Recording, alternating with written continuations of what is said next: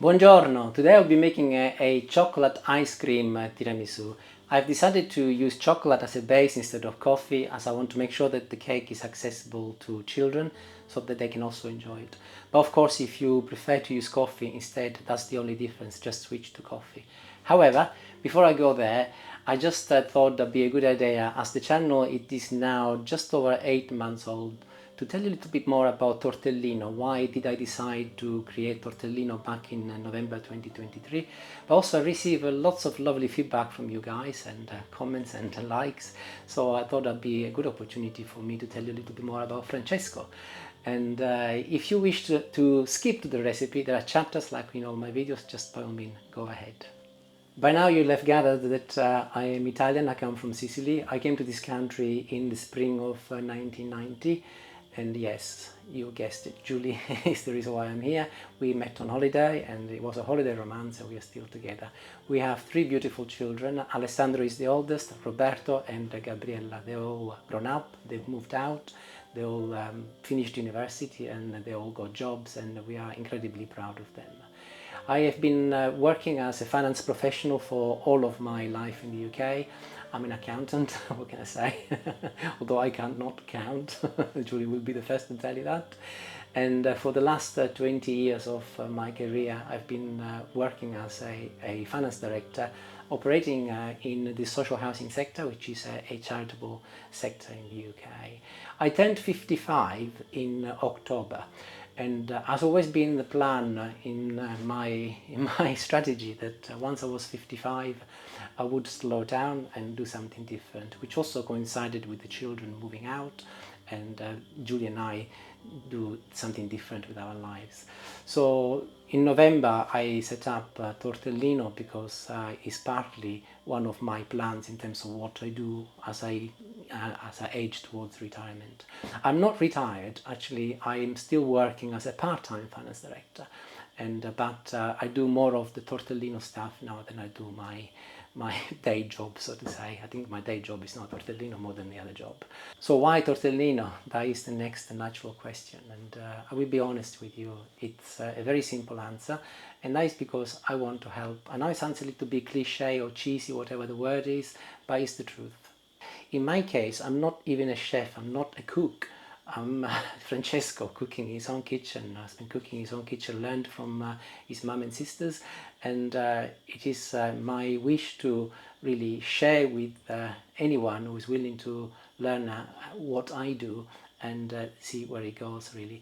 And actually I can leverage on something, because if I can do it and I'm not even a cook, then my motto is that anybody can do it. So that is one thing. But right from the word go, from the beginning, I've always had a very firm strategy in Tortellino, and that is actually twofold. One is to teach anyone who would like to learn how to cook and how to cook something from scratch. And there is much of a society where junk food prevails and people live on ready meals. Nothing wrong with that. I don't criticize any of that, but there is nothing like a homemade meal. And so that is objective number 1. And objective number 2, and that is my long-term strategy, is to actually help children. And my children actually are a living proof of that. All 3 can cook really, really well, because both Julie and I taught them how to cook from a very, very young age. They have grown up helping, and they've made meals and sometimes they've cooked for us. And the evidence is that when they then started university, they could cook anything from scratch, and their friends were amazed by how good they were. And that is actually something that speaks volume in terms of today's society. And in my little, I will not be able to change the world. I won't be able to even scratch the surface. But if I can help a little, I will have done a good job in my mind. So one very, very last thing, and this is something I hate doing, but subscribe. If you're watching this video and you're enjoying my channel, like it, subscribe.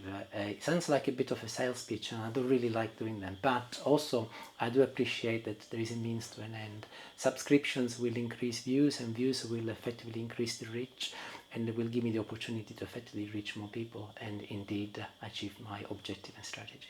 So thank you for listening, and let's get cracking with the tiramisu next.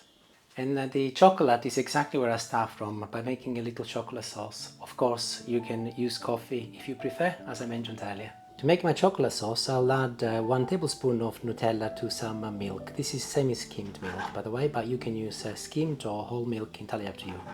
I have decided to switch for a whisk, as I'm not getting anywhere with the spoon.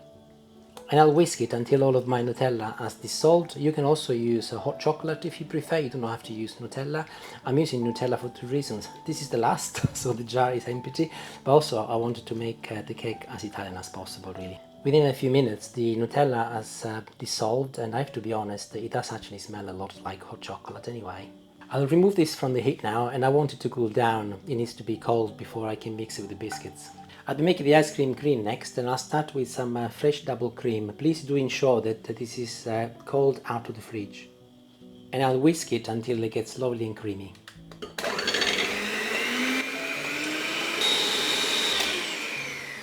That is it. Once it's turned into a nice firm cream, it's ready. This is mascarpone. Mascarpone is a great Italian cheese. It's a very soft cheese, and ironically is something that you would not eat by itself, but is great with pasta or indeed with cakes. And don't be shy in using your fingers if you have to clean the spatula. This is condensed milk. I will not be using any sugar today. Condensed milk will add a level of cremosity to the cake, but also it will make it nice and sweet. And I'll mix it once again. You do not need to mix for very long. This is to ensure that all of the ingredients are blended together. And this is the outcome, and I'm very, very happy that this is the sort of consistency that I'm looking for, nice and firm.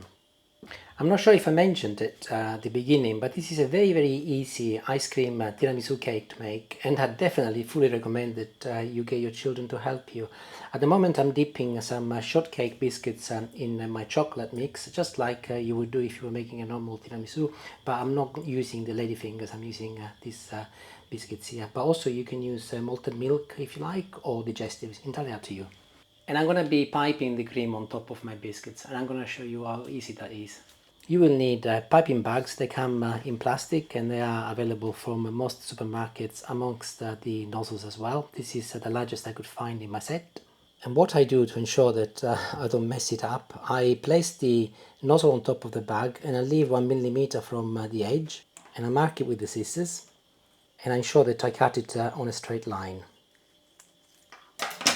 I open the bag, push the nozzle through to the end, and as the nozzle has got a larger end here, it will make sure that it's locked. And here is a perfect piping bag ready for use. I'm now putting some of my cream inside the piping bag, and ironically this is the job I find most difficult.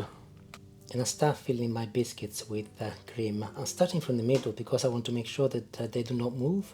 Hold it with your right hand at the top and squeeze it with your left hand.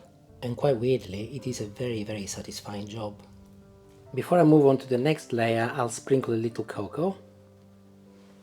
And I'll start again, but this time I'm keeping the biscuits in my chocolate cream a little bit longer, because they are not at the base and they're going to go in the freezer anyway, so I do not mind that they're a little bit more soft. It's about getting the flavour of the chocolate in them. Looking at the amount of cream I've got left, it looks like I've got enough for another couple of biscuits at the base, so I decided to make it a little bit bigger. It did look a little bit like a flea on an elephant back on this anyway. And off I go again. I'll do another layer, and I'll carry on until I run out of cream or biscuits. And I've just completed the third layer as well. Ironically, I did run out of shortcake biscuits, and I did actually use some malted milk biscuits at the top. And one last dusting of cocoa at the very, very top now. And before I put it in the freezer, I'm adding some milk chocolate chips at the very, very top. I did tell you that it was nice and easy. I'll pop it in the freezer, no less than 2 hours, maybe 3. I'll let you know once it comes out. See you in a little while. Ciao. And I'm back, and my camera lady has just joined me. Yeah, of course. Cake is on offer, I'm here. Cake. And it was in the freezer for 3 hours, and here it is, looking not that much different than when it went in, really. However, I'd like to share something that happened. When I turned the camera off earlier, bearing in mind it was really, really warm in here, I forgot and I got carried away with washing up and then left it thinking I'll put it in the freezer in a moment.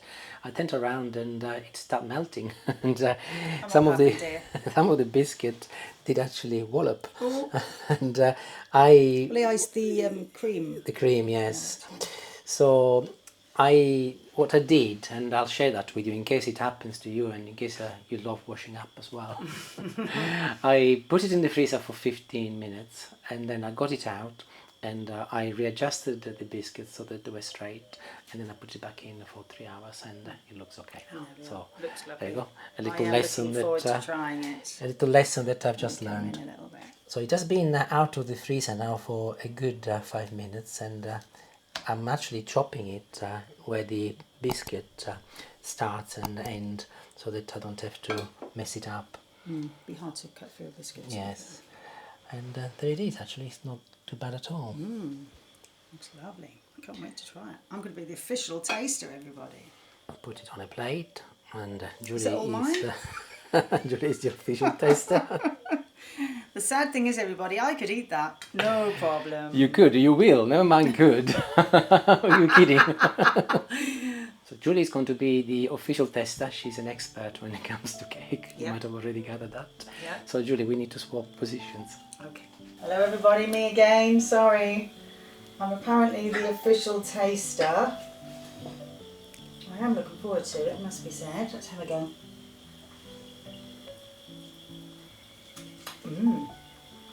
Lovely. You need two goes to establish if it's any good. That was just a little cream I tried there.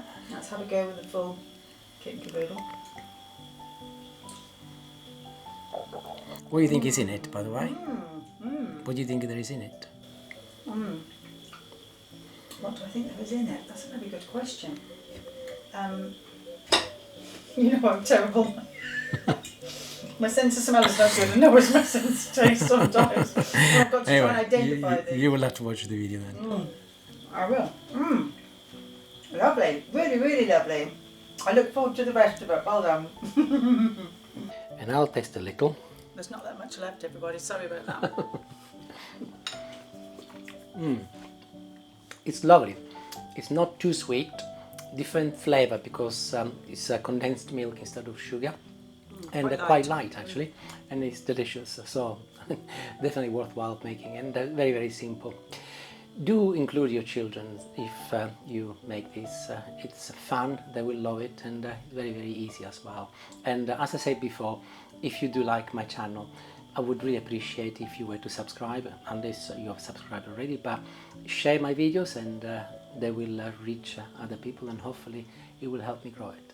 Thank you very much for watching and have a lovely day. Bye.